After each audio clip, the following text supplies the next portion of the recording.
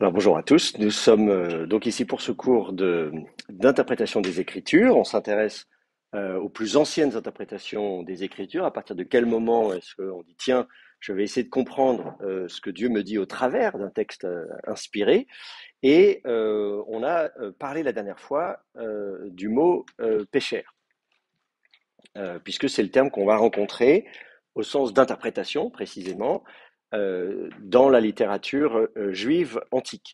On a parlé de son sens en akkadien et on s'est intéressé à son usage dans la Bible. On s'est rendu compte en fait que il est essentiellement restreint au livre de Daniel, au passage en araméen du livre de Daniel, vous voyez, chapitre 2, etc. Il y a d'autres passages toujours du chapitre 2. On a vu un peu plus loin, bon, il y a beaucoup d'occurrences du coup, chapitre 4, chapitre 5. Voilà. Et donc vous allez retrouver régulièrement dans ces épisodes du livre de Daniel en araméen, bonjour, euh, l'usage de ce terme péchère au sens d'interprétation, mais d'interprétation non pas d'un texte biblique ou d'une écriture, mais le sens d'interprétation d'une révélation, une prophétie, une vision, un miracle, Dieu qui écrit sur le mur, etc., etc. Et donc, voilà, on a cette idée que finalement interpréter, et tout comme, alors si on avait parlé de l'usage en acadien, on voit que c'est beaucoup utilisé dans les arts divinatoires. On observe la trajectoire des étoiles, des constellations, etc., des phénomènes cosmiques, parce qu'on croit que les dieux nous parlent au travers donc de ces présages. Et donc, il a ce terme à ce sens-là, il est donc abondamment utilisé en akkadien.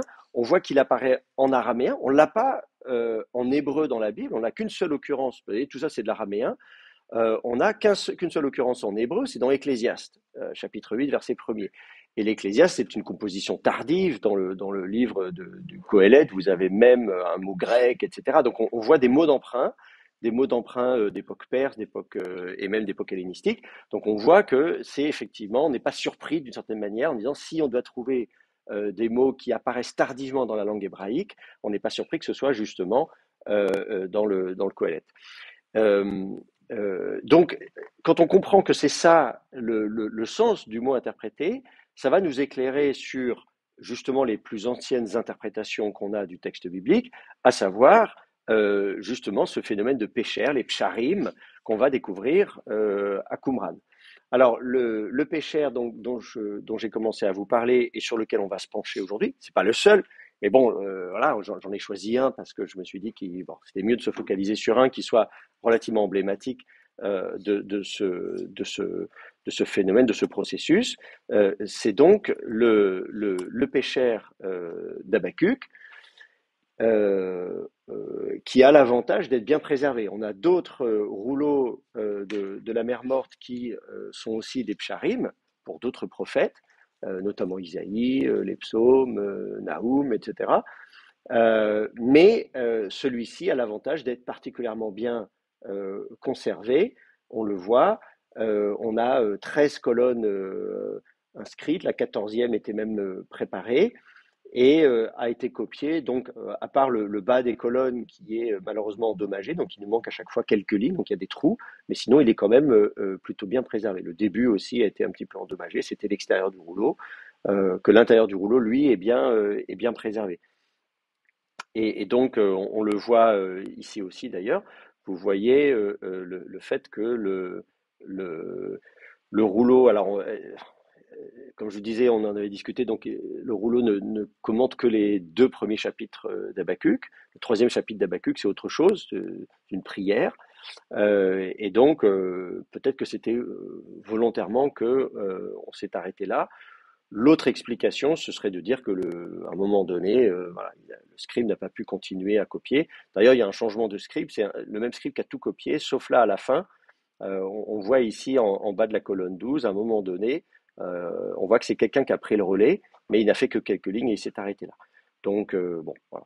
Il y a des choses intéressantes du point de vue matériel, hein, un peu mystérieuses. Vous voyez, vous avez ces petites croix ici, on les trouve à intervalles réguliers. Vous voyez, ici, là, vous en avez une aussi, ici aussi, ici aussi.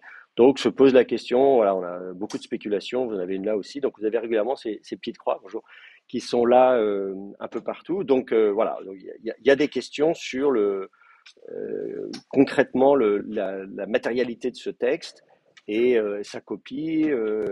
Est-ce que c'est une copie d'un rouleau précédent ou de deux ou un travail éditorial? Est-ce que ça indique des corrections?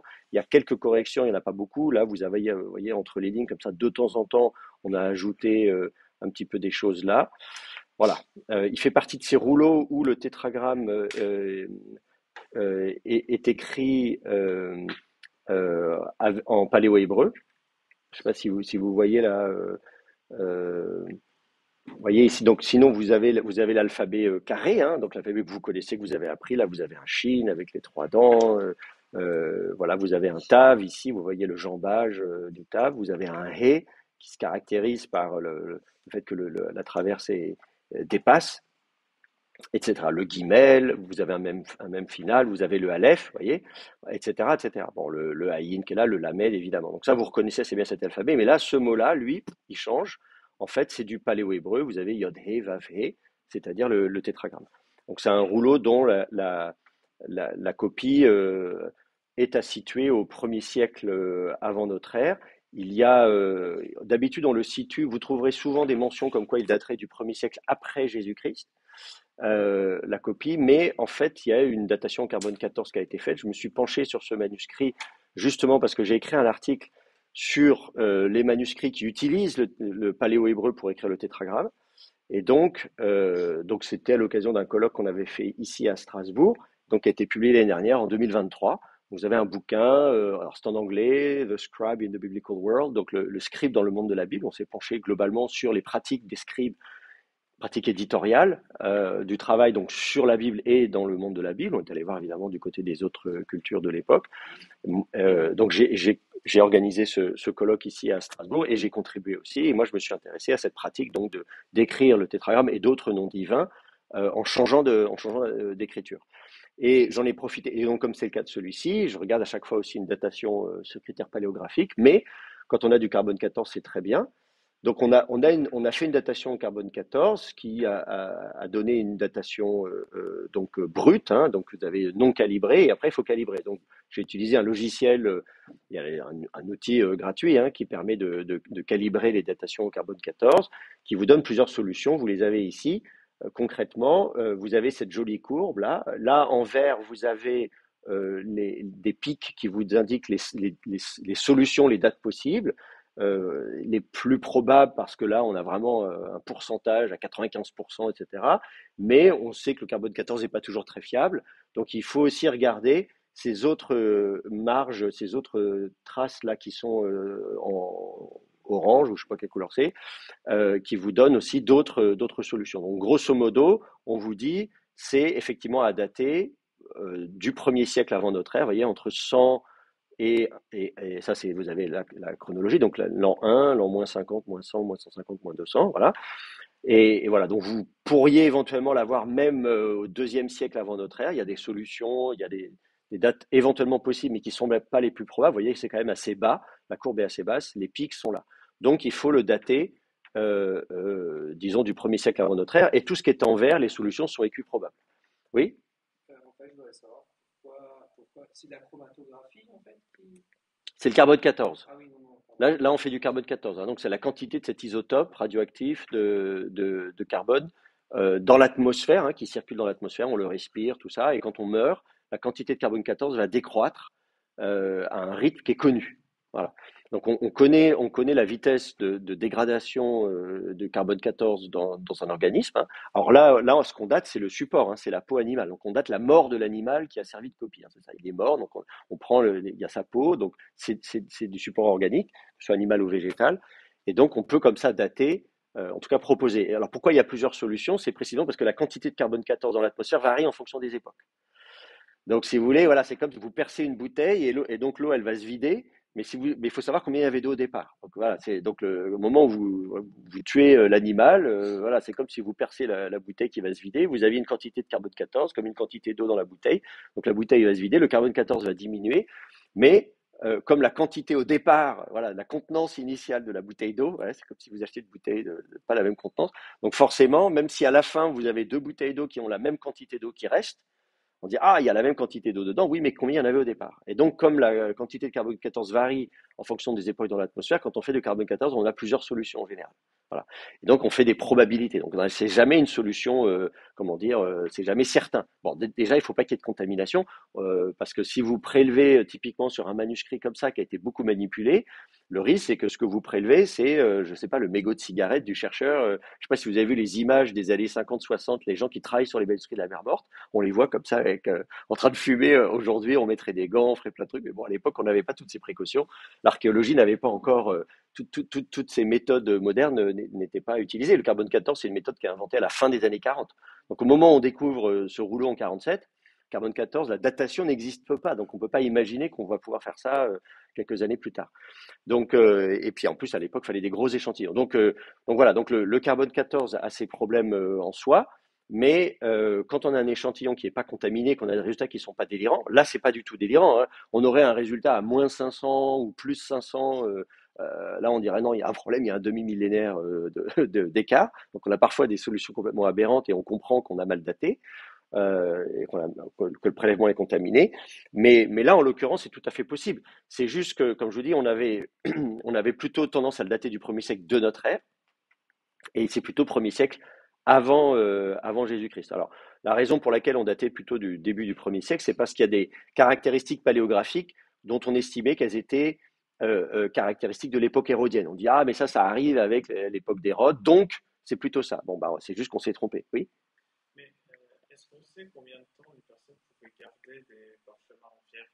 Alors, Parce que, comme vous l'avez dit, c'est le support qu'on date, et pas l'écriture en elle-même. ouais. Alors effectivement, donc la remarque donc ce que vous dites, c'est combien de temps est-ce qu'on pouvait garder un support vierge, parce que ce qu'on date, c'est la peau de l'animal et pas la copie. J'ai bien pris soin tout à l'heure de dire ce qu'on date, c'est la mort de l'animal, effectivement. Donc c'est effectivement très intéressant parce qu'on a des cas de manuscrits qui sont utilisés, de parchemins, de supports qui sont utilisés longtemps après, notamment des cas de palimpseste. C'est-à-dire, on prend un manuscrit, on le copie, et puis au bout d'un moment, on efface et on réécrit par-dessus. Alors, assez souvent, on a des traces du palimpseste, parce que même quand on le lave, ou bien on frotte pas beaucoup, et puis ça laisse des traces, donc on voit la couche antérieure, ou bien on frotte beaucoup et on voit la dégradation de la surface. On se dit, oula, la surface a été bien endommagée, et elle était déjà vieille au moment où on a écrit dessus. Voilà. Donc là on n'a pas d'indice que c'est un palimpseste. D'ailleurs, il n'y a pas de couche antérieure. La surface n'a pas non plus été dégradée. Bon là, malheureusement, si je zoome, on voit pas grand-chose parce qu'en fait, aujourd'hui, il y a un filet par-dessus. Donc, quand vous zoomez, c'est bien, il y a un zoom, on peut beaucoup zoomer là, au point où on peut voir chaque lettre, si vous voyez, mais en fait, par-dessus, vous avez une sorte de maille qui a été mise par les conservateurs. Hein, c'était pas dans l'Antiquité, hein, c'est aujourd'hui au musée. On a mis une sorte de filet, vous voyez, de petites mailles, et donc vous voyez ce petit quadrillage par-dessus.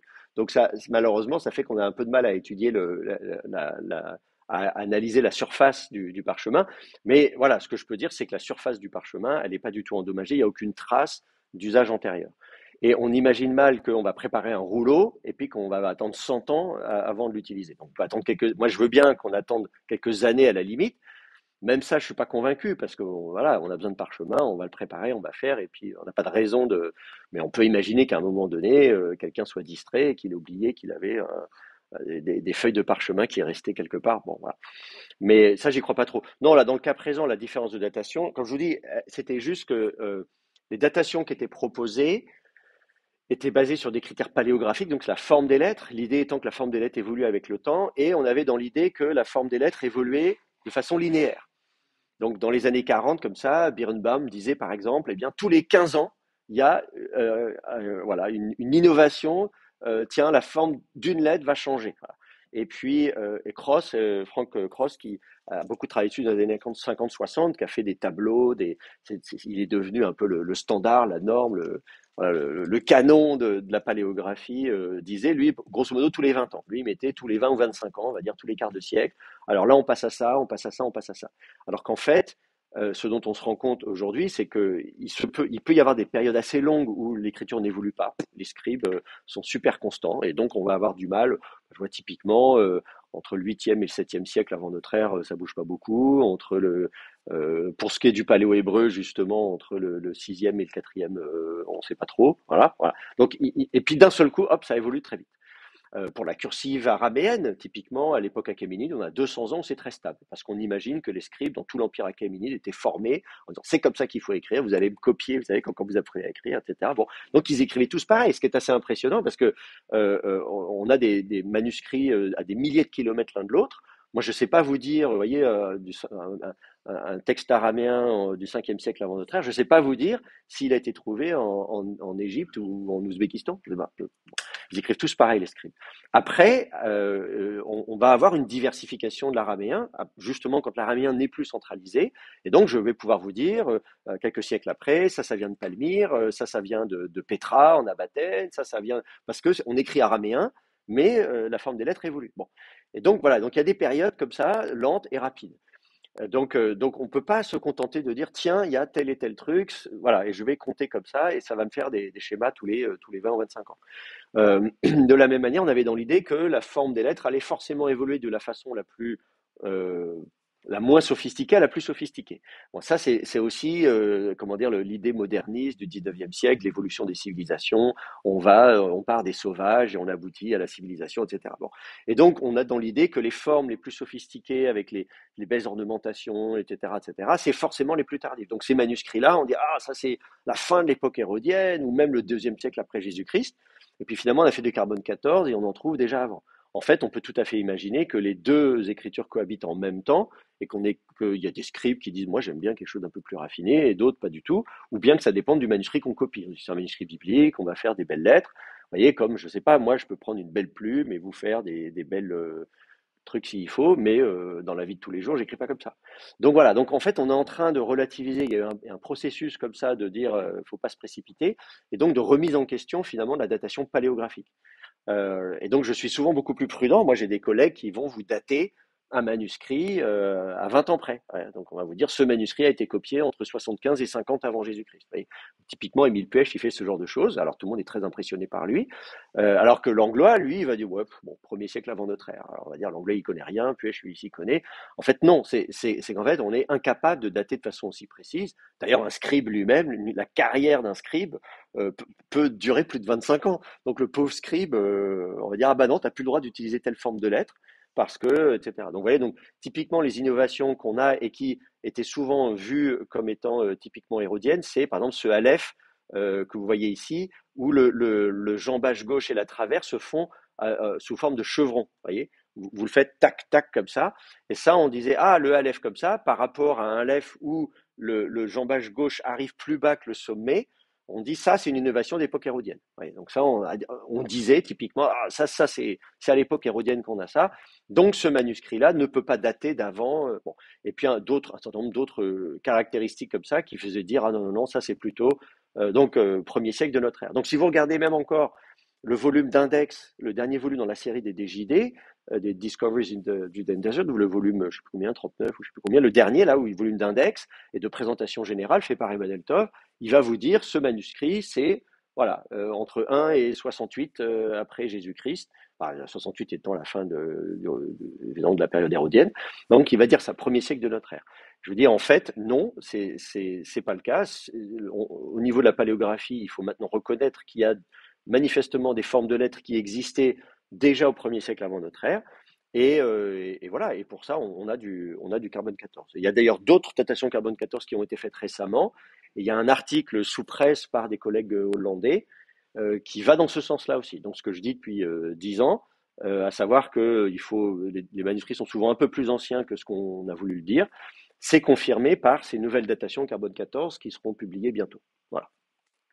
Donc, bon, ça c'était un petit détail pour vous parler donc de ce manuscrit. C'est pas totalement un détail, on y reviendra parce que la date de la copie de ce rouleau a des implications sur l'identification des événements auxquels on fait allusion dans le rouleau. C'est-à-dire qu'à un moment donné, on se dit, ah, mais de quoi parle-t-on? Vous voyez. On a le même problème avec le carbone 14. On parlait de Daniel avant le début du cours et de l'abomination, etc., la désolation et tout ça. Il y a, parmi les nouveaux manuscrits qui ont été datés par les collègues euh, hollandais, donc il y a un rouleau de Daniel et dont la datation au carbone 14 indique la première moitié du deuxième siècle avant notre ère. Or, dans ces chapitres finaux du livre de Daniel, il est question de la révolte machabéenne, donc à situer en 167-166. Donc on dit mince, on ne peut pas dans le livre de Daniel raconter des événements qui ne se sont pas encore produits. Voilà. Bon. Donc ça, je trouve ça assez amusant. Moi, ça me dérange pas et je pourrais vous expliquer pourquoi si vous voulez. Mais, euh, mais voilà, donc je vois des collègues un petit peu en panique avec ces nouvelles datations carbone 14. Donc ça promet des publications scientifiques à venir intéressantes. Bon, alors donc, j'en viens maintenant à donc euh, le contenu de ce manuscrit. Euh, euh, il est question, ben, on va regarder le texte, c'est le plus simple. Je vais vous montrer ça à l'écran. Là,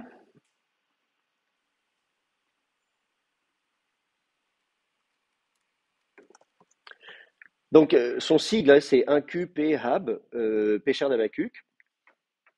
Et donc, on l'attribue à la grotte 1, mais on ne sait pas. Hein. Il fait partie de ces premiers rouleaux qui sont apparus, qui ont d'abord été présentés comme venant du monastère Saint-Marc. Hein, en juillet 47, quand les manuscrits apparaissent, c'est des gens du monastère, un monastère syrien de la vieille ville à Jérusalem. Hein, on est à Jérusalem, la vieille ville. Il y a un monastère syrien et des Syriens disent nous avons dans notre bibliothèque des vieux rouleaux qui prennent la poussière. Bon. Et ils les montrent et ils ont du mal à trouver des gens qui les prennent au sérieux. Au début, on croit que c'est des faux. Bon. Et il va falloir attendre quelques mois, fin 47, avant que, notamment Elazar Soukienik, un Israélien, dise ah mais non, moi ça m'intéresse. Et puis au printemps 48, les Américains aussi, à l'Institut américain d'archéologie, disent ah mais non, ça a l'air très intéressant. Bon. Donc il va falloir attendre un petit peu. Et finalement, ces manuscrits donc, vont être vendus euh, à des Israéliens, mais évidemment les Syriens ne veulent pas vendre aux Israéliens, mais ça va partir aux États-Unis. Il y aura un acheteur anonyme, mais qui en fait travaille pour le compte des Israéliens. Et donc finalement, c'est quand même les Israéliens qui vont acquérir ces rouleaux. Et c'est pour ça que ces rouleaux sont justement au musée d'Israël. C'est ce que j'expliquais hier dans un autre cours. C'est que vous trouverez des photos ici sur le site du musée de Jérusalem, hein, IMJ, c'est Israel Museum Jerusalem.org.il.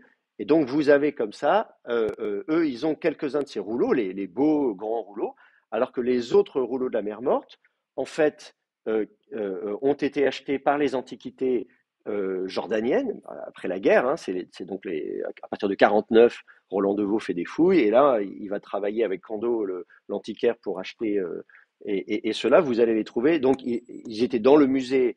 Le PAM, comme on dit, le musée d'archéologie de la Palestine, Palestine Archaeological Museum, et en 67, quand les Israéliens ont pris la guerre des 6 jours, donc ont pris Jérusalem-Est, ils ont rapatrié ces rouleaux à Jérusalem-Ouest et ils sont conservés encore aujourd'hui. Et donc, cette fois-ci, c'est un site de Israel Antiquities Authority, donc c'est pas la même institution. Et c'est là que vous allez avoir donc aussi cette base de données photographique avec beaucoup d'autres, enfin, des dizaines de milliers en fait de fragments, parce que c'est ça l'état de conservation des autres rouleaux. Voilà. Mais celui-ci, il fait partie donc des rouleaux initiaux et il a été publié comme tel. La publication en 1950, c'est je vais publier des rouleaux qui viennent du monastère Saint-Marc. Voilà, et on ne dit pas que c'est des rouleaux de Qumran. Alors après, effectivement, quand on va chercher à enquêter, on va dire ah mais ça vient d'une grotte au bord de la mer Morte. On va chercher une grotte. Au printemps 49, Roland Devaux trouve une grotte avec l'aide de l'armée. Et il en conclut que c'est celle-là. Donc tous ces manuscrits-là, maintenant, on dit qu'ils viennent de la grotte 1, mais ils n'ont pas été trouvés là-bas, et on n'a pas nécessairement de preuves qu'ils venaient de cette grotte-là, puisqu'ensuite on a trouvé d'autres grottes. Et on s'est rendu compte qu'en fait, il y avait des dizaines de grottes, et notamment une douzaine sur le site de Qumran, 11 qui ont livré des manuscrits, et d'autres dans la région. On a trouvé des rouleaux même à Engedi, etc., dans le Wadi Mourabat, le Nahal Rever, etc. Donc en fait, pour savoir exactement d'où ça vient, on ne sait pas. Mais en tout cas, ce rouleau a évidemment été tout de suite publié et étudié. Et en France, Dupont-Sommer a très vite exploité ses découvertes, publié des 49 et des hypothèses, l'origine essénienne, etc., etc. Bon, voilà. Et c'est lui aussi qui a dirigé donc cette publication, les écrits intertestamentaires. Bon, ça c'est un peu c'est la Bible de Qumran. D'ailleurs, il est marqué la Bible, hein, donc c'est pas pour rien. Il n'y a pas que les écrits de Qumran, il y en a d'autres derrière, des pseudépigraphes, tout ça. Mais en tout cas, ça reste la référence aujourd'hui en français pour l'ensemble de la littérature juive antique. Alors, de quoi est-ce qu'on nous parle dans ce rouleau? euh, on va faire un peu de place. On nous dit, et ça vous l'avez donc dès la colonne 1 à la ligne 12, on nous dit je vais vous donner, on va regarder, on va découvrir ensemble hein, ce fameux pécher, on va dire. De quoi est-ce qu'on dit vous avez ce système, on va donc citer un verset du prophète Habakkuk et ensuite on donne l'interprétation, le pécher ou l'explication. Et donc, ici, à la ligne 12, on va citer Habakkuk 1.4. Alors, il faut jongler avec Habakkuk. Ici, dans Habakkuk 1.4, qu'est-ce qu'on nous dit on nous dit la loi est engourdie, le droit ne voit plus jamais le jour. Quand un méchant peut garrotter le juste, alors le droit qui vient au jour est perverti. Voilà. Et donc, c'est les premiers versets du prophète Habakkuk, et le prophète Habakkuk se plaint hein, de l'iniquité, de l'impiété de Juda. Et il dit à Dieu, tu fais rien, quoi. Et regarde ton peuple, et là, il n'y a pas de justice, il n'y a pas de machin, voilà, l'impie, voilà, on dit, voilà, qui racha martyr et hatzadik. Donc, car le méchant, hein, rachat, c'est méchant, impie, martyr, il environne, donc il entoure, on va dire, il va ligoter, hein, et hatzadik, le tzadik, donc le juste. Voilà. Donc on met en opposition l'impiété, rachat, recha, si le nom commun, et tzedek, la justice. Bon.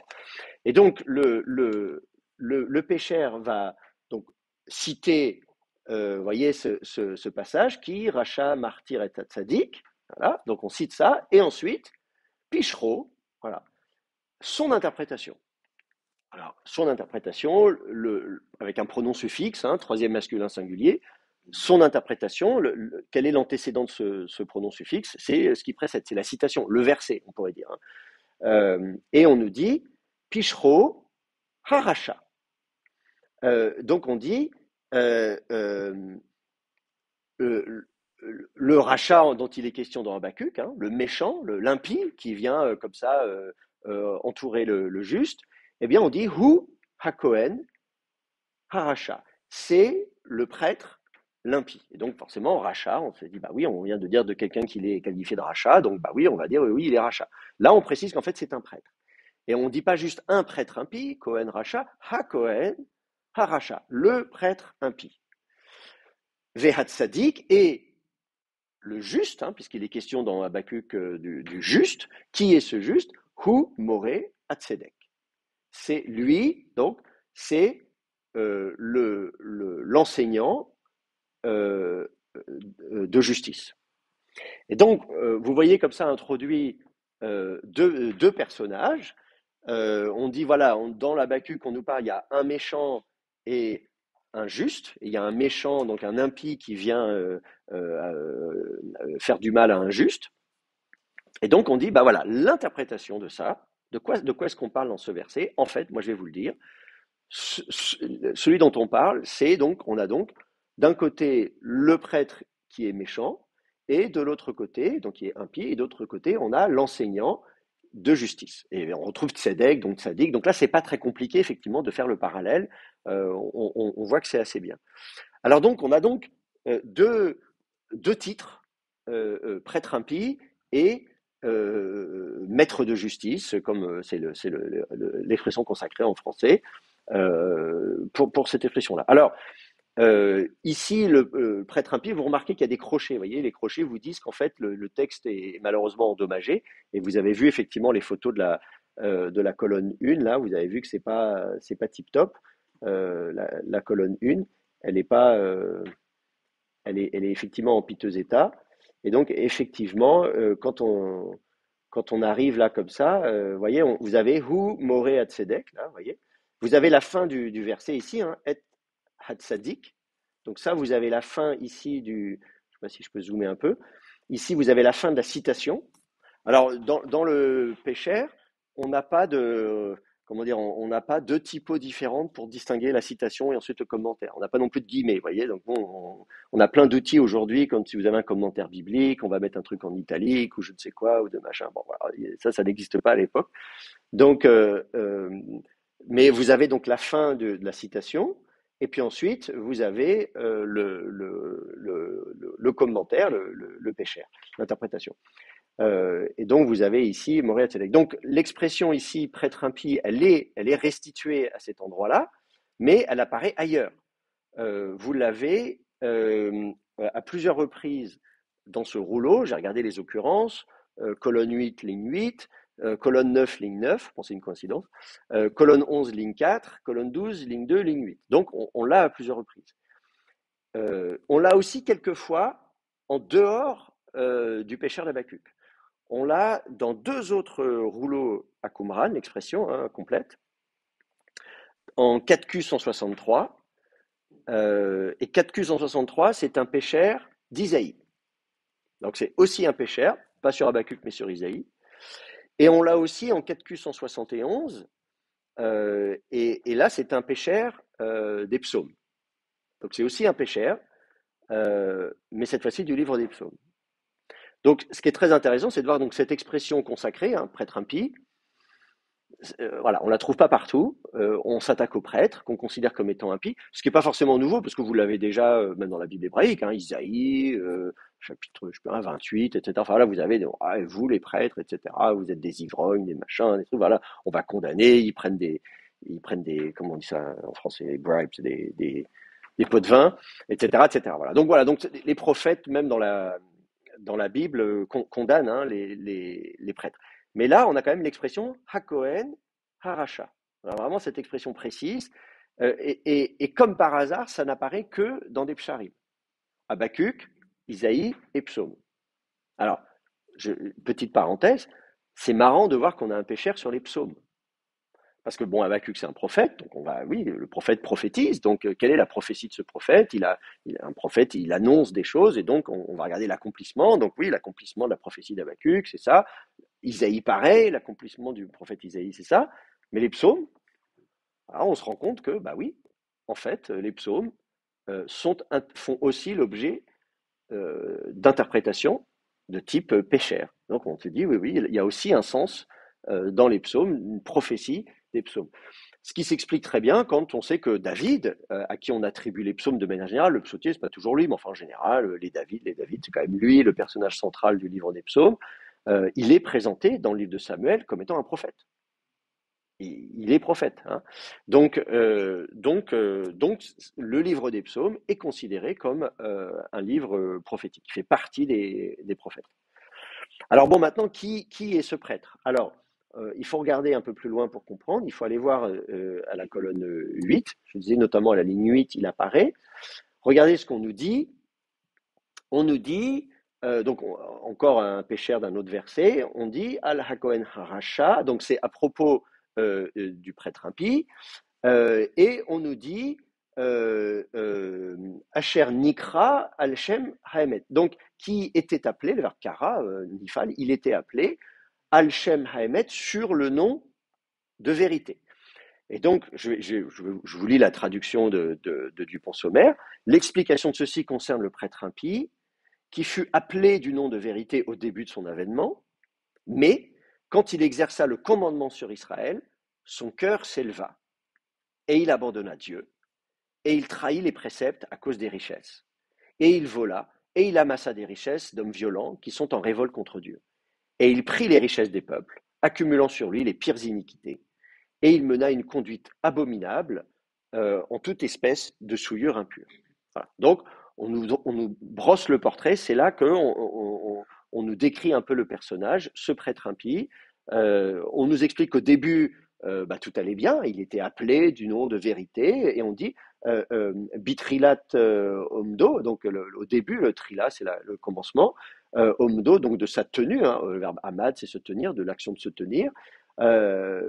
Mais on nous dit qu'Acher Machal, Israël, lorsqu'il a, donc Machal, c'est celui qui dirige, hein, quand il a dirigé Israël sur Israël, Ram Libo, donc son cœur, Libo, s'est élevé. Voilà.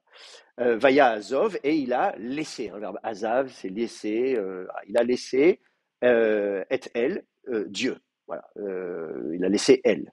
Alors, c'est intéressant de voir que là, on n'utilise pas le tétragramme mais elle. Dans le pécher, de manière générale, Dieu, on l'appelle elle, on l'appelle pas Yahvé. Alors, vous me direz, mais pourtant, on a vu qu'il y avait des occurrences de Yahvé, mais oui, parce qu'on va citer Habakkuk. Habakkuk, lui, il utilise le tétragramme. Donc, voilà, on cite Habakkuk, Habakkuk utilise le tétragramme, mais là, on l'utilise plus. Donc ça, c'est intéressant aussi, mais bon, pour d'autres raisons. Voilà, et donc on comprend que, on comprend ici qu'il y a donc ce prêtre qui, voilà, avait été choisi par Dieu, le nom de vérité, voilà, il était appelé du nom de vérité. Alors, est-ce que c'est une allusion à son nom à lui, son vrai prénom? Comment il s'appelle? On ne nous dit pas. Voilà. Est-ce qu'il était grand prêtre? Est-ce qu'il avait, parce qu'à un moment donné, il a quand même, on dit qu'il a Machal Bé Israël, donc à un moment, il a dirigé Israël. Donc, est-ce que ça veut dire qu'il a occupé des fonctions de grand prêtre? Il était prêtre, il est passé grand prêtre, ou bien il était grand prêtre, mais il a pris aussi un pouvoir politique. Et on sait que depuis l'époque hellénistique, il n'y a plus de gouverneur en Judée. Hein. À l'époque achéménide, il y avait un gouverneur. Mais à partir de l'époque hellénistique, on n'a plus vraiment de gouverneur. Souvent, on nous explique que le grand prêtre est le représentant du peuple, prostates, comme on dit en grec. Voilà, c'est lui quand si le souverain, donc on est à l'époque hellénistique, donc il y a les Séleucides et les Lagides hein, qui se font la guerre tout le temps. Il y a toutes ces guerres entre les Séleucides et les Lagides, et donc la Judée elle est un peu au milieu. Et donc quand à un moment donné on a besoin de parler à quelqu'un, on va voir le grand prêtre, on dit ça suffit. Bon, voilà. Donc, les grands prêtres, à un moment donné, occupent une fonction politique également. Et puis, bien sûr, ensuite, au IIe siècle, il y a la révolte des Maccabées, la dynastie hasmonéenne pendant un siècle. Il y a des Hasmonéens qui même prennent le titre de roi, etc., etc. Donc, est-ce qu'on fait allusion à ça? Bon, voilà.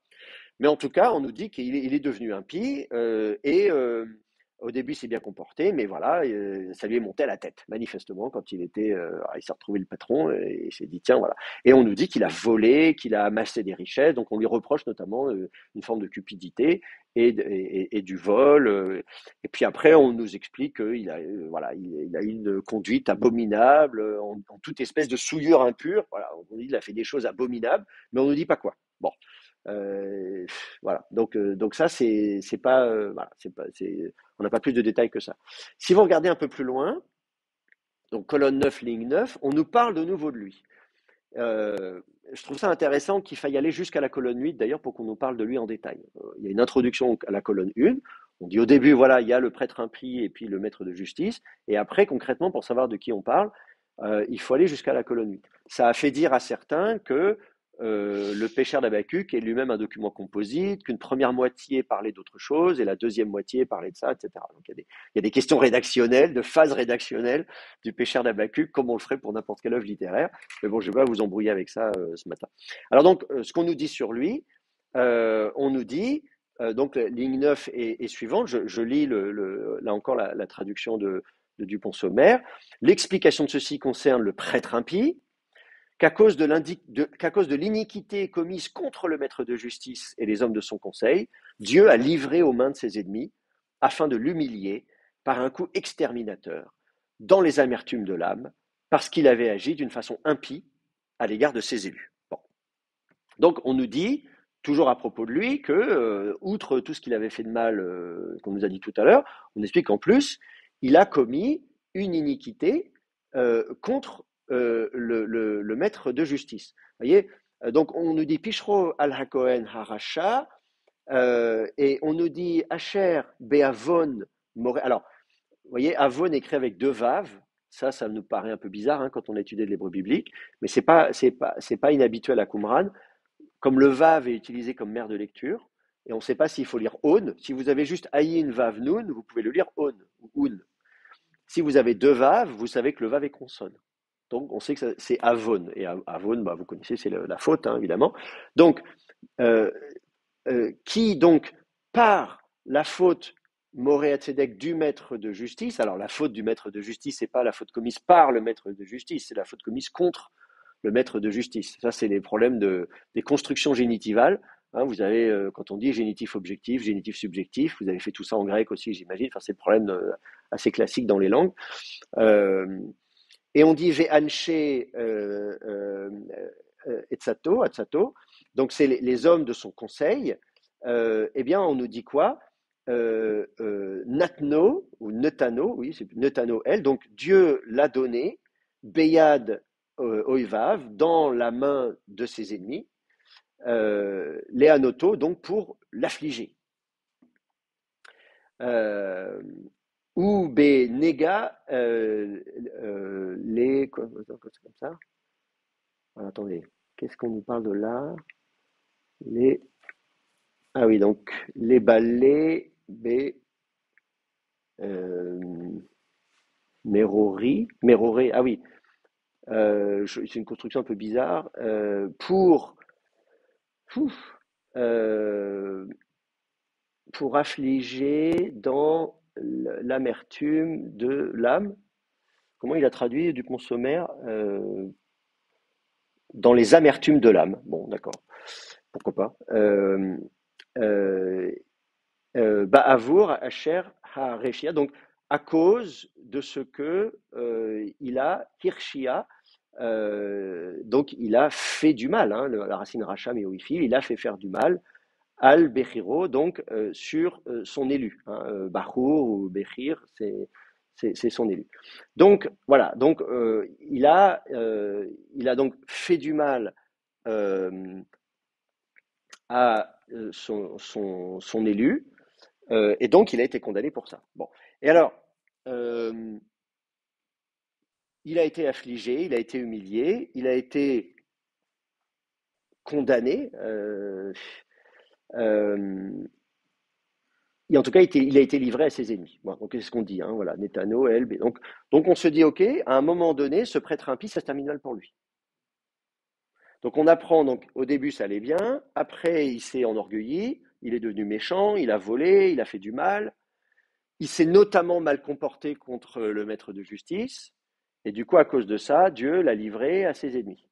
On ne dit pas qui sont ses ennemis, mais il a été humilié. Alors est-ce qu'il a été tué, Dupont-Sommer dit par un coup exterminateur. Donc, il faudrait comprendre qu'il a été exterminé, mais le texte est pas aussi clair que ça. C'est pas clair de savoir s'il a été tué ou pas. Il a juste été livré à ses ennemis. On peut imaginer qu'il ait été capturé, mais qu'il n'ait pas été tué. En tout cas, il a été humilié. Bon. Donc ça, on essaie de faire un peu sa biographie, hein, de voir un peu les différentes étapes de sa vie. Et puis, enfin, on a quelques autres passages que j'avais mentionnés, où on apprend un peu plus de choses sur lui. La colonne 11, à la ligne 4, on a encore, vous voyez, Pishro al Hakohen Harasha, Asher Radaf, Acher More Atzedek. Donc, l'explication, l'interprétation, son interprétation, c'est sur le prêtre méchant qui a poursuivi, donc suivi derrière, il a pourchassé après, il en a eu après le More Atzedek, donc le maître de justice, etc., etc. Et donc, la traduction du Pont-Sommaire, l'explication de ceci concerne le prêtre impie qui a persécuté le maître de justice, l'engloutissant dans l'irritation de sa fureur en sa demeure d'exil, mais au temps de la fête de repos du jour des expiations, le maître de justice leur est apparu pour les engloutir et pour les faire trébucher au jour du jeûne, leur sabbat de repos.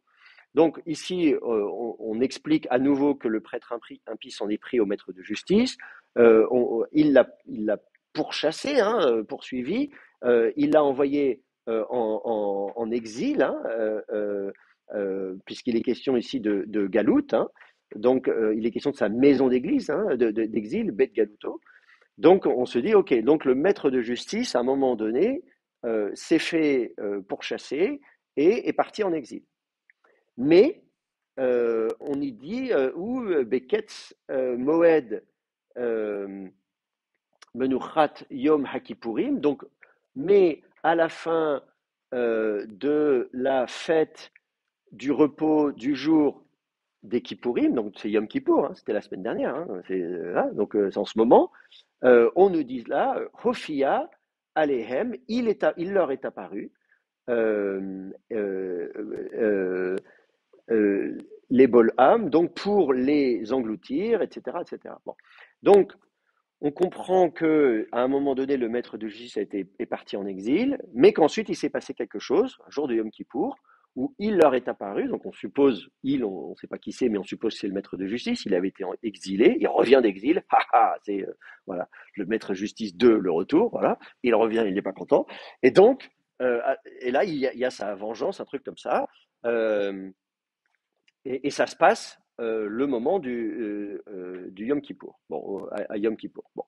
Alors, d'accord, ok. Et alors, qu'est-ce qu'on a d'autre comme info? On peut encore glaner quelques petites choses à la colonne suivante. Colonne 2, ligne 2 et suivant, vous avez encore, voilà, Pécher Hadavar.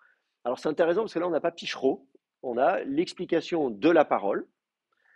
Là encore, ce qui fait dire à certains que le Pécher d'Habakkuk est une œuvre composite, qui a plusieurs rédacteurs. Il y en a un qui dit Pichero, Pichero, Pichero, et l'autre il dit Pécher Hadavar, etc. Bon, voilà. Al Hakohen Harasha, donc concerne donc le prêtre impie, et on nous dit les Shalem Lo, donc pour alors Shalem, alors vous savez que le cours sur Shalom, on en a beaucoup parlé là ce semestre, justement donc pour on va dire normalement c'est remettre en état littéralement, mais souvent c'est évidemment pour comment dire soit payer, hein, donc je dois compenser les Shalem, c'est souvent voilà mon bœuf a défoncé la clôture, je vais la réparer, donc c'est l'idée de remettre en état mais donc de réparer et donc d'avoir une sorte de compensation financière, donc on peut même rembourser, payer, etc. Donc pour le payer et Gmulo, donc sa récompense, Asher, Gamal, qui l'a récompensé, Al Evionim, à propos Evion, c'est le pauvre, hein, celui qui est le humble et celui qui est le nécessiteux, si vous voulez, etc., etc. Donc je vous lis la traduction du pont sommaire. L'explication de cette parole concerne le prêtre impie, en tant qu'on lui paiera sa rétribution pour ce qu'il a fait aux pauvres. Car le Liban, alors après c'est évident, qui halevanon, hu, etc. Donc évidemment, on dit que vient faire le Liban, c'est parce qu'il vient de citer en fait un passage d'Habakkuk, et on vient de citer Habakkuk 2.17, et dans Habakkuk 2.17, il est question du Liban. Je vais vous montrer le verset en question. Habakkuk 2.17, oui, la violence faite au Liban te submergera, les bêtes qui ravagées seront écrasées à cause du sang humain, à cause de la violence faite au pays, à la cité et à tous ses habitants. Et donc ça, c'est le verset qu'on est en train de commenter. Et le verset dit finalement voilà, que, évidemment, ceux qui ont fait du mal vont être punis, le châtiment divin va tomber sur eux, et on dit notamment le mal qui a été fait au Liban, aux bêtes sauvages, au pays, à la cité, aux habitants. Voilà. Donc ça, c'est tous ceux à qui on a fait du tort. Eh bien, à cause de ça, celui qui a fait du mal va payer. C'est ce que dit Habakkuk. Et donc, l'interprétation, c'est, ça concerne le prêtre impie. C'est-à-dire, voilà, il a fait du mal à tout ça. Et donc, il va falloir on va interpréter chacun des éléments du verset d'Habakkuk. Le Liban, c'est quoi? Eh bien, on nous dit, le Liban, c'est le conseil de la communauté. Donc, voilà, c'est crypté, en fait, on vous dit le Liban, mais en fait, le Liban, c'est qui? C'est le conseil de la communauté. Les bêtes, donc pareil, on va citer les bêtes, hein, on mettrait des guillemets, le Liban, c'est ça, les bêtes sauvages, ce sont les simples de Juda qui pratiquent la loi. Voilà. Donc, voilà, quand le prophète Habakkuk dit les bêtes sauvages, on leur a fait de la violence, eh bien, en fait, ces bêtes sauvages, ce sont les simples de Juda qui pratiquent la loi. Euh, Parce que Dieu le condamnera à l'extermination, de même qu'il a médité d'exterminer les pauvres.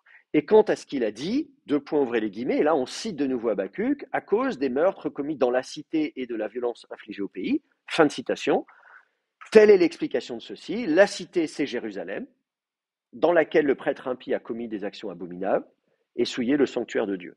Et la violence infligée au pays, ce sont les villes de Juda, dans lesquelles il a volé les biens des pauvres. Donc quand Habakkuk dit la cité, vous voyez, vous avez dans Habakkuk 17, on y dit à la fin, la violence faite au pays, à la cité et à tous ses habitants. Alors, il est question de ça. Eh bien, le pécheur dit, moi j'interprète quand on dit, vous voyez, on dit Ve Hamas Eretz, Kiria, Vechol Yoshveva, eh bien on va dire en fait Kiria ici en hébreu, eh bien c'est Jérusalem. Voilà. Et ensuite Kol Yoshveva, bon, et c'est Eretz de manière générale, on va dire, bah ça c'est les villes de Juda. Bon. Donc, on reviendra sur les techniques interprétatives, hein, puisque c'est le but de notre cours, c'est de parler de la façon dont on interprète le texte. Mais donc là, ce qu'on apprend, c'est qu'on va appliquer tout ça au prêtre impie, dont on apprend que, on redit qu'il a volé les pauvres, on précise qu'il a souillé le temple de Jérusalem, et qu'il a fait des choses abominables. Alors tiens, souiller le temple, de qui s'agit-il? Bon. Donc ça, c'est pas très clair. Mais surtout, ce qui est intéressant là, donc, c'est de voir la façon dont on vient interpréter même chaque élément du verset du prophète Habakkuk, y compris des choses qui ne sont pas évidentes. Quand on voit le Liban, on se dit pas, tiens, c'est le conseil de la communauté. Voilà, on se dit là, c'est pas autant on avait dit tiens, Habakkuk dit au début le méchant encercle le juste. Ah, il dit le méchant, c'est le prêtre méchant, bon, d'accord. Le juste, c'est le maître juste, bon, d'accord, ok, parce qu'il y a les mêmes mots. Donc là, on voit assez facilement, même à la limite, Eretz, bon, on dit Eretz, la terre, c'est le pays, c'est Juda, bon, très bien, bon. Donc ça, à la limite, ça passe encore. Kyria, c'est Jérusalem, si on veut. Kyria, c'est pas forcément le meilleur terme pour désigner Jérusalem, on aurait préféré Ir, parce que Ir, c'est une ville fortifiée, Kyria, c'est une ville qui n'est pas fortifiée, donc voilà. Donc on aurait préféré Ir que Kyria, mais à la limite, si on veut, ça passe, voilà. Mais alors là, dire que le Liban, c'est le conseil de la communauté, les bêtes sauvages en plus, hein, là il est question euh, où est-ce que c'est que ça d'ailleurs d'un Kir, Hamas, Levanon, Ir Haseka, Shod, oui, Behemoth en plus, c'est Behemoth, c'est vraiment, Behema, c'est le bétail, hein. C'est vraiment le terme Behema, c'est vraiment c'est même pas des bêtes sauvages, c'est vraiment le bétail, quoi. Donc le bétail, d'interpréter ça comme étant les pauvres de Juda qui appliquent la loi. Alors on pourrait dire c'est des moutons. Enfin voilà, je ne sais pas s'il faut faire ce parallèle. Enfin voilà, en tout cas tout ça pour dire que là on comprend que il y a ce prisme pour le commentateur. Pour lui, il va relire toute la prophétie d'Habakkuk avec un modèle bien en tête, une situation précise, il y a le prêtre impie. Et donc tout ce que je lis, le méchant, c'est le prêtre impie. Voilà. Et c'est lui en particulier. Alors évidemment, il ne dit pas qui c'est non plus. Voilà. Donc, est-ce qu'il ne dit pas qui c'est parce que, de manière générale, il veut parler des prêtres impies de manière générale? Il peut y en avoir plusieurs, hein, des gens qui se comportent mal et que ça peut s'appliquer à n'importe quel dirigeant. Voilà, un dirigeant religieux qui voilà, se comporterait mal, qui deviendrait un but de son pouvoir, qui deviendrait. Mais en même temps, il parle au singulier, il ne dit pas les prêtres impies, etc., etc. Hakohen Haracha, et puis il y a des éléments assez précis quand même. Au début, ça allait, puis il s'est passé ça, mais alors il s'est mal comporté vis-à-vis de lui, et du coup, Dieu l'a livré à ses ennemis, etc. Donc, on a quand même l'impression qu'on fait allusion à des événements précis, et ça se passe le jour de Yom Kippour. Bon, donc là, on a quand même dans l'idée qu'on on a en tête une situation bien précise. Alors, ce filtre interprétatif, on va le voir aussi concernant l'autre personnage clé qui est le maître de justice. Et vous allez voir la façon dont on interprète, là encore, la prophétie d'Habakkuk à la lumière de cette situation. Donc, on l'a, là encore, dès la colonne 1 à la ligne 13, bon, qui est fragmentaire, mais on nous parle du maître de justice. On n'en parlera pas beaucoup plus après la colonne 1, on en parlera, il faudra sauter ensuite à la colonne 5. 5, ligne 10, colonne 7, ligne 4, colonne 8, ligne 3, colonne 9, ligne 5. Donc le maître de justice va apparaître plusieurs fois dans le pécher. Il va apparaître aussi en dehors de ce rouleau. Je l'ai trouvé dans d'autres occurrences dans les rouleaux de la mer morte. Dans 1Q14, c'est un pécheur du prophète Michée. En 4Q171, pécheur des psaumes, des livres des psaumes. En 4Q173, qui est aussi un pécheur des psaumes. Donc, c'est les seuls autres rouleaux de Qumran où j'ai trouvé mention de ce Moré Hatzedek, hein, cet enseignant de justice. Le Moré, hein, c'est celui qui enseigne. Hein, le verbe yara, ça veut dire enseigner. La Torah, c'est l'instruction, c'est l'enseignement. Donc, c'est celui qui instruit. Dans la Torah, dans le Moré, Torah, c'est la même racine. Mais là encore, je constate que il n'apparaît que dans des psharim. Donc à chaque fois, ce même modèle interprétatif pour Michée et pour les psaumes. Et là encore, on voit que le livre des psaumes fait l'objet de ce type d'interprétation. On vient lire les psaumes et dire, ah, en fait, ça concerne le maître de justice, ça concerne le prêtre impie. Donc lui, contrairement au prêtre impie, lui, il enseigne la justice, hein, Moréat Tzedek, lui, ce qu'il enseigne, c'est bien, c'est juste. Hein, il enseigne la justice, donc c'est pas mensonger, il n'est pas impie, on peut lui faire confiance. Alors on nous dit finalement pas grand-chose sur lui. Si vous regardez, euh, à la colonne 7, ligne 4, on nous dit Pishro al Moréat Tzedek, Hacher Hodio, euh, donc auquel a fait connaître à lui, hein, Hodio, à lui, elle, Dieu, et kol rasé, dvaré, donc tous les mystères des paroles Avadav, donc de ses serviteurs, Hanevim, donc les prophètes. Donc on nous explique que lui, il a de la chance, hein, parce que Dieu lui a fait connaître. Hein, le verbe yada, connaître, oifil, il lui a fait connaître tous les mystères des paroles de ses prophètes. Et alors, donc on ne dit pas de lui que c'est un prophète, c'est intéressant, on ne dit pas c'est un prophète, mais on dit que lui, Dieu lui a quand même parlé, hein, lui a fait connaître, lui a révélé des choses. Donc il a reçu une révélation divine, donc c'est pour ça qu'on peut lui faire confiance. Ce qu'il enseigne, le Moré, lui, c'est un enseignant de Tzedek, parce que lui, ce qu'il enseigne, c'est la vérité, parce que il ne l'a pas inventé, c'est Dieu qui l'a révélé. Donc ça ne sort pas de son chapeau, c'est Dieu qui lui a dit ça. Et on comprend aussi que dans les paroles des prophètes, il y a des rasés, hein, des ras, c'est le mystère. Il y a des secrets, il y a des mystères. Alors ras, c'est intéressant parce que c'est aussi un emprunt araméen qui vient probablement du perse au départ, etc. Bon, il y a d'autres termes en hébreu pour ça, mais là, en l'occurrence, à cette époque-là, le terme ras est devenu très fréquent, y compris en hébreu. Donc, il y a des mystères. Euh, euh, euh, et donc, ça justifie aussi l'interprétation du prophète Habakkuk, ou des autres prophètes d'ailleurs, hein, Michée, Psaume, Isaïe, etc., euh, qui vont au-delà, d'une certaine manière, de ce que disent les prophètes eux-mêmes. Donc, quand vous lisez Habakkuk, ça ne saute pas aux yeux que quand il parle du Liban, il parle du conseil de la communauté. Oui, ça saute, comme je disais tout à l'heure, Liban, moi, ça ne fait pas de tilt. Mais en fait, on nous explique que dans ces prophètes, il y a des mystères. Et donc, il y a des secrets. Et ces secrets, comment on fait pour le savoir? Il faut qu'ils soient révélés par Dieu. Donc, c'est normal que moi, Michael Langlois, je ne suis pas, j'ai pas de révélation divine. Moi, je ne sais pas qu'en fait, le Liban, ça veut dire ça. Moi, j'ai pas reçu de révélation divine. Mais lui, il a reçu des révélations divines. Donc, lui, il sait. Et en plus, lui, il a reçu tout, col rasé. Donc, en plus, tous les mystères, tous les secrets. Donc, les prophètes n'ont aucun secret pour lui parce que Dieu lui a révélé tous les mystères. Donc, c'est pas juste un des nombreux morim, voilà, à qui Dieu révèle. Non, non, lui, c'est vraiment un personnage unique.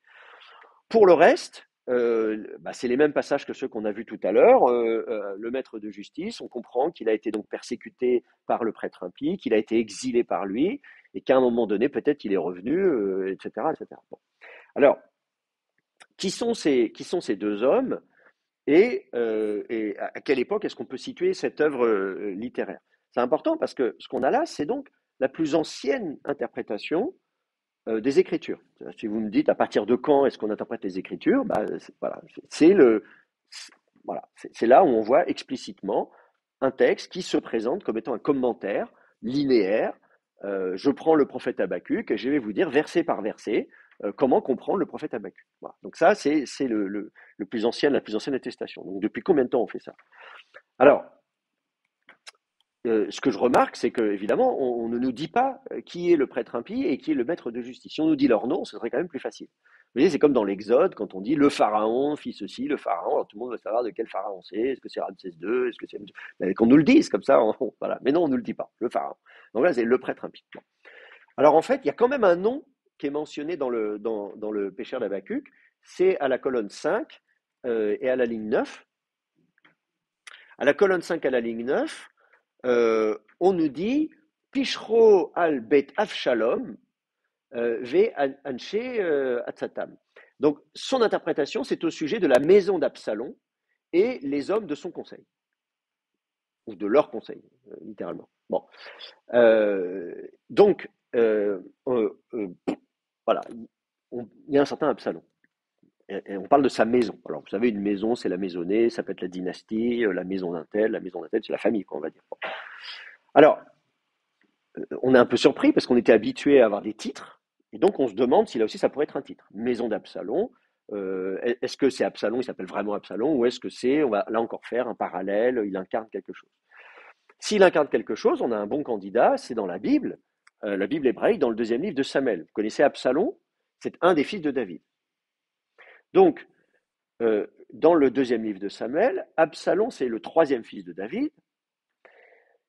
Il y a une histoire sordide. Il a son demi-frère qui viole sa sœur Tamar. Et il se venge, il va lui tendre un piège, machin, il va l'assassiner, etc. Bon. En disant, moi je ne peux pas supporter, il a violé ma sœur. Bon, on peut le comprendre. Mais sauf que évidemment, David, tout ça, c'est ses enfants, donc il y a un de ses fils qui tue un autre de ses machin, bref, bon. Donc il s'enfuit en exil pendant plusieurs années. Et ensuite, il va revenir au chapitre 15, dans ce chapitre 13 de 2 Samuel 13, hein, où il va assassiner son demi-frère. Et au chapitre 15, quelques années plus tard, il revient et il fait un coup d'État qui va plus ou moins fonctionner. Il arrive à rallier une partie du peuple, tout ça. On a l'impression que ça fonctionne. Le pauvre David se retrouve obligé de fuir, de machin. Bon, finalement, il revient et Absalom va finir par mourir au chapitre 18. Et on nous dit même qu'il y aurait une stèle à son nom euh, euh, qu'il aurait fait ériger à l'époque où il avait pris le contrôle, hein, où il avait fait son coup d'État, parce qu'il n'avait pas de fils. Et donc, il n'aurait pas de postérité. Il voulait qu'on se souvienne de son nom. Il dit, mon nom va disparaître. Et donc, cette stèle est là pour représenter son nom. Et donc, le rédacteur écrit à une époque où, apparemment, il y aurait une stèle au nom d'Absalom. Et ce qui fait que aujourd'hui, dans la vallée du Cédron, hein, quand vous avez ces différents monuments là, en contrebas de la vieille ville de Jérusalem, et on vous dit, là, il y a le monument d'Absalom, qui est en fait un monument d'époque romaine, donc il y a juste un anachronisme de 1000 ans, mais c'est pas grave. Mais on vous montre quand même un truc en vous disant c'est ça. Bon. Alors, et donc cette tradition sur Absalom, elle reste vive dans la tradition juive, puisque même dans le livre des psaumes, vous avez un des psaumes, le psaume 3, on vous dit c'est un psaume de David quand il fuyait devant son fils Absalom. Donc on dit ça, cet épisode, on s'en souvient, puisque ça a même donné lieu à un cantique, à un psaume. Donc, si on dit Absalom, qu'est-ce qu'il incarne, qu'est-ce qu'il représente, c'est peut-être l'idée de la trahison. Voilà. Les gens qui finalement font un coup d'État, voilà, on pourrait imaginer ça. Et que la maison d'Absalom, ce serait finalement ceux qui sont complices de cette trahison, puisque Absalom, il y a toute une partie du peuple qui va se rallier à lui, contre David. Et David, à un moment, il dit, attendez, quels sont ceux qui sont restés fidèles à moi, quels sont ceux qui me trahissent? C'est pas évident, hein, quand dans ses propres rangs, on se dit, j'ai mes généraux, j'ai mes ministres, lesquels sont avec moi et contre moi, donc lesquels sont de la maison d'Absalom. Donc on peut imaginer ça. Et dans le pécheur d'Habacuc, d'ailleurs, ce passage où on cite la maison d'Absalom, on dit justement, eux, qu'est-ce qu'ils ont fait? On leur reproche, on nous dit, Asher Nidmou, donc qui sont restés silencieux quant au moment où on a accusé le Moré Hatsedek. Donc, au moment où il y a eu cet épisode où on attaque le Moré Hatsedek qui va être forcé à l'exil, eh bien, les gens qui auraient dû défendre le Moré Hatsedek, eh ben, ils n'ont rien fait.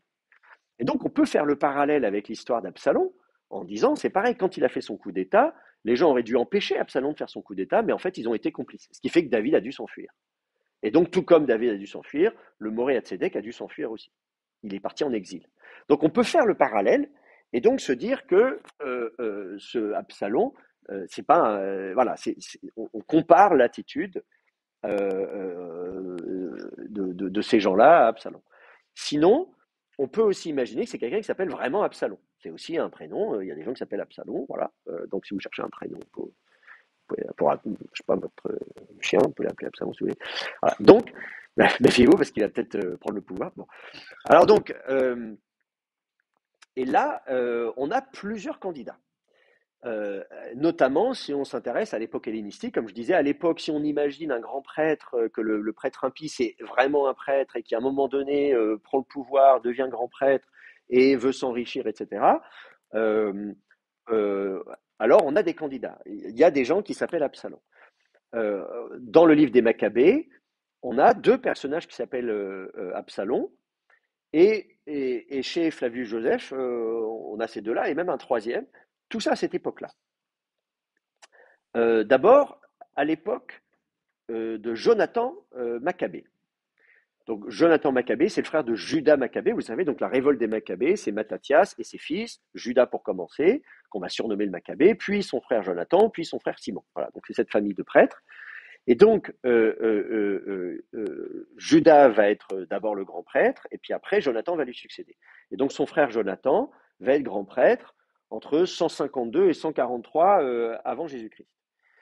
Et ce qu'on nous raconte, c'est qu'à un moment donné, il y a,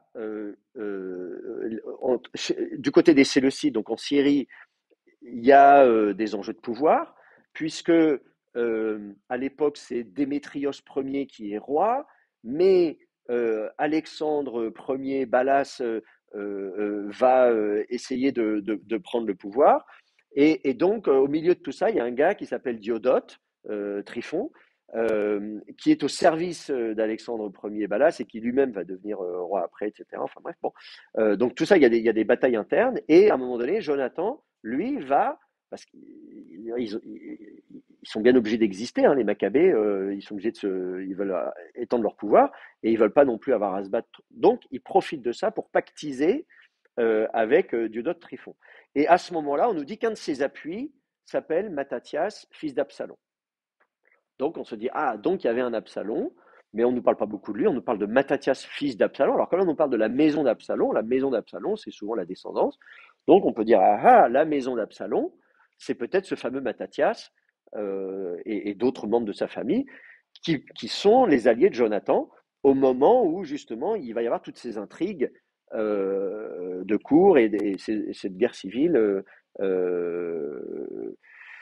vers 147, etc. Bon, voilà. Une autre possibilité, c'est à l'époque, après Jonathan, c'est Simon, donc Simon Maccabée, qui lui va être prêtre après, entre 142 et 135, donc il va succéder à Jonathan. Euh, alors lui, entre-temps, il va aussi avoir affaire aux Séleucides, et le fameux Diodote Tryphon est devenu régent après Alexandre Ier Balas, et puis même roi, donc Diodote Tryphon lui-même, après, voilà, qui servait Alexandre contre Démétrios, prend aussi le pouvoir. Bon, voilà. C'est des trucs un peu compliqués. Bon. Et donc là encore, à cette époque-là, on nous explique que Simon, parmi ses appuis, il y a un certain Jonathan, fils d'Absalom. Alors c'est peut-être le même Absalom d'ailleurs, hein, puisqu'on est à la même époque, hein, on est à 10 ans près, donc on peut dire que Mattathias et Jonathan sont peut-être les deux fils d'Absalom. C'est toujours les mêmes prénoms, il y a beaucoup de Jonathan, beaucoup de Mattathias, beaucoup de Simon, c'est un peu compliqué, hein, c'est les prénoms. Mais donc voilà, donc on peut imaginer qu'il y a effectivement cette maison d'Absalom avec deux fils qui seraient mentionnés et qui seraient donc des proches des souverains hasmonéens, Jonathan et Simon. Et à un moment donné, donc, et peut-être que là on reprocherait donc à cette maison qui aurait dû s'interposer, mais qui n'ont rien dit. Auquel cas, le grand prêtre à l'époque, c'est Jonathan ou c'est Simon. Donc le fameux prêtre impie, ce serait Jonathan ou ce serait Simon. Et donc on aurait une critique du règne de Jonathan ou du règne de Simon. Bon, voilà. Il y a un troisième Absalom qui est possible, qui est mentionné, alors pas dans le livre des Maccabées, mais chez Flavius Joseph, et qui nous présente, alors ça se passe un peu plus tard, on est toujours à l'époque hasmonéenne, mais on nous parle du beau-père et de l'oncle d'Aristobule II. Alors Aristobule II, c'est un peu plus tard, hein, lui il est roi entre 66 et 63 avant Jésus-Christ. Donc vous voyez, on est un peu plus tard, on est à la fin de l'époque hasmonéenne. Et alors qu'est-ce qui se passe? Donc Aristobule II, lui, il est le fils d'Alexandre Janet. Donc Alexandre Janet, c'est un roi qui a régné assez longtemps, hein, entre 103 et 76, lui, il prend le titre de roi, justement. Donc c'est la même famille, hein, c'est des grands prêtres. Mais là, on passe à une vitesse supérieure, c'est-à-dire que les Hasmonéens, outre le fait d'être grands prêtres et des chefs militaires, vont aussi prendre le titre de roi. Et donc, les premières pièces de monnaie qu'on a, c'est celle d'Alexandre Janet, où sur la pièce de monnaie, il prend le titre de roi. Bon. Et donc, Alexandre Janet, lui, il va prendre le titre de roi. Il va avoir deux fils, Jean Hircan II et Aristobule II, avec sa femme Salomé Alexandra. Alors, ce qui est très intéressant, c'est qu'à la mort d'Alexandre Janet, sa femme Alexandra Salomé va régner, elle va être régente. C'est rare, hein, les femmes qui règnent. C'est très très rare. Hein. C'est-à-dire, la reine Nathalie, on pense dans la Bible, il y a la reine Nathalie qui est régente à un moment donné, mais c'est tout. Enfin, je veux dire, voilà. Donc ça mérite d'être souligné que Salomé Alexandra, c'est une des rares femmes qui a dirigé. Et elle dirige parce que son mari est mort et qu'il n'y a pas encore, voilà, c'est de la régence. Hein, c'est pas. Bon. Mais donc elle et donc elle peut prendre le titre de régente. Elle ne peut pas prendre le titre de grand prêtre quand même. Donc on n'en est pas au point, on peut avoir une grande prêtresse à Jérusalem, ça c'est pas encore possible. Donc elle met son fils Jean Hircan II comme grand prêtre. Et donc, à la mort de la régente en 67, ça dure quelques années hein, seulement, hein, je veux dire ça dure une dizaine d'années, elle est régente pendant une dizaine d'années. À sa mort, avant sa mort, elle dit, toi mon fils Jean Hircan II, tu es déjà grand prêtre, c'est toi qui vas devenir roi. Sauf que Aristobule II, le frère, dit ah pas question, moi je vais être, lui il va être grand prêtre, mais moi je vais être le roi. Et donc il y a une guerre entre les deux, euh, et donc à un moment donné, ils se font la guerre. Il y en a un qui est à Jéricho, l'autre à Aristobule II prend Jérusalem, etc. Ils finissent par se mettre d'accord en disant c'est quand même moche cette guerre fratricide. On va se mettre d'accord. Hircan II va être le grand prêtre et Aristobule II va être le roi. Comme ça, voilà, on fait la paix, chacun il a un titre, on a une casquette, on est tous les deux contents. Bon. Euh, euh, Sauf que ça va pas tenir. Hircan II, qui était d'accord avec ça, finalement va changer d'avis. Il est influencé par Antipater, qui est le père d'Hérode le Grand. Hein. Vous entendrez parler d'Hérode le Grand un peu plus tard. Hein. Bon. Et donc il lui dit mais non, non, pourquoi tu renonces à la couronne, etc. Viens, on va avoir des soutiens, on va aller voir les Nabatéens.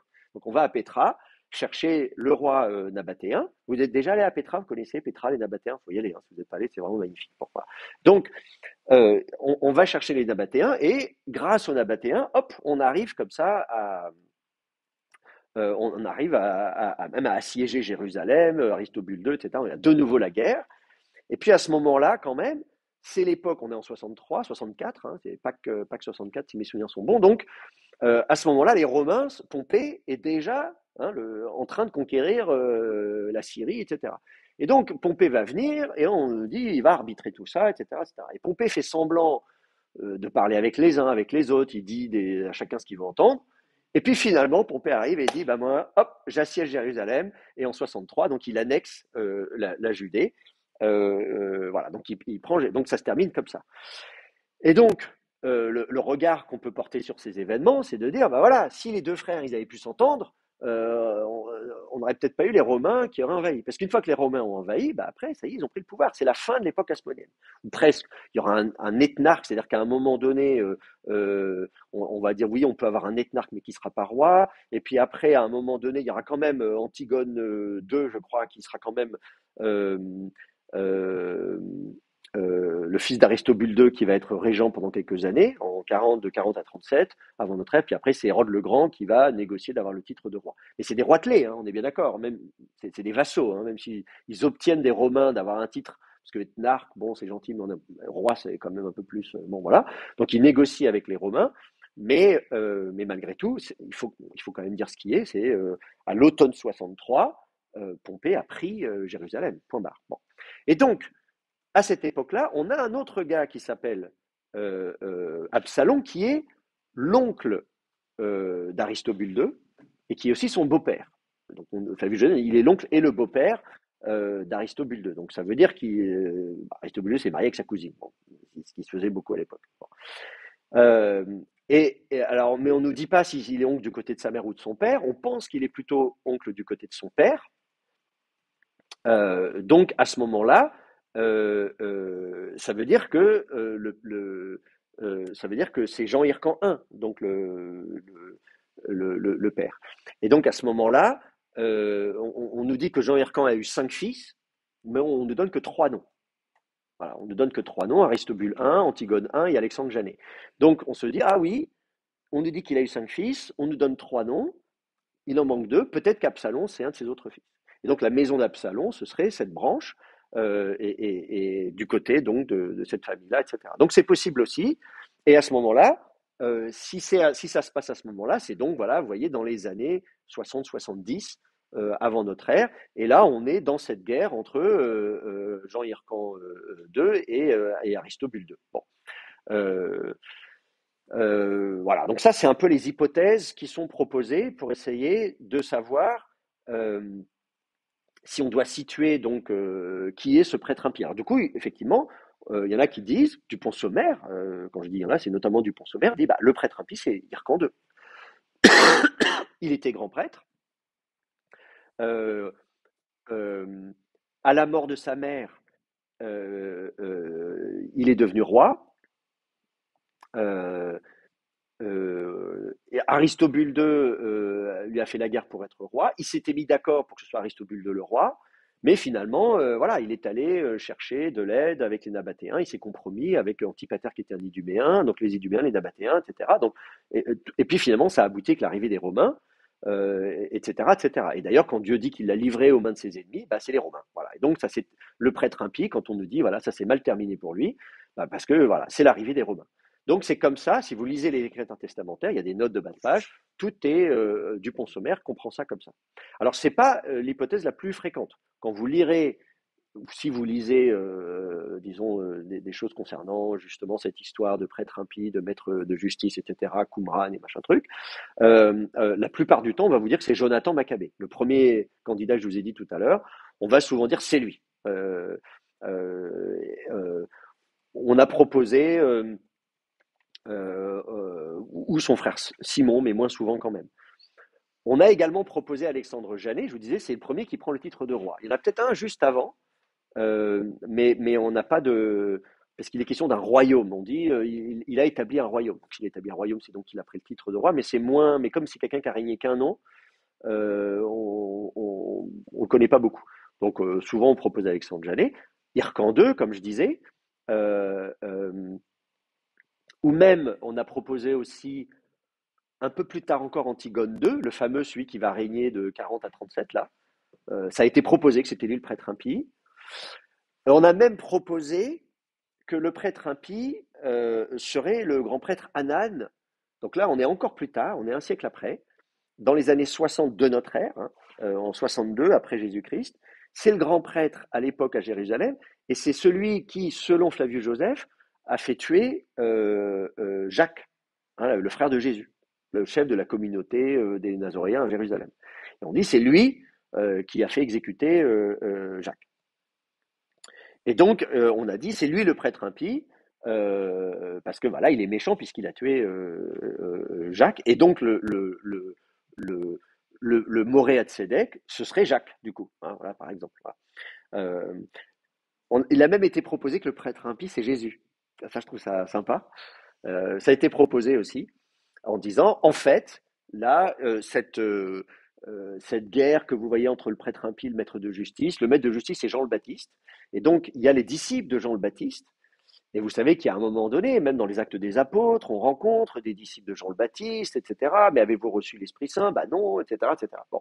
Et donc, on comprend qu'il y a un mouvement qui existe encore aujourd'hui, hein. Vous avez des mouvements qui se présentent comme étant les héritiers de ce mouvement religieux initié par Jean le Baptiste.